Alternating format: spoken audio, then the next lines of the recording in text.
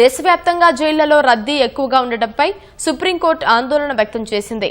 జైళ్లలో ఖైదీల రద్దీని నియంత్రించేందుకు తీసుకుంటున్న చర్యలతో పాటు అక్కడ అందుబాటులో ఉన్న వస్తువులపై పూర్తిస్థాయి నివేదికను సమర్పించాలని అన్ని రాష్ట్రాలు, కేంద్రపాలిత ప్రాంతాలను సుప్రీంకోర్టు ఆదేశించింది.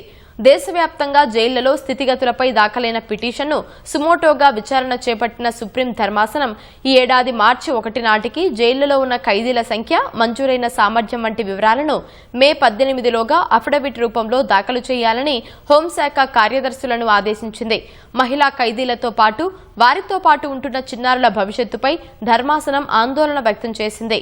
జైళ్లలో ఆయా చిన్నారులకు అందుతున్న విద్య, ఆరోగ్య సదుపాయాలపై స్పష్టత ఇవ్వాలని కోరింది.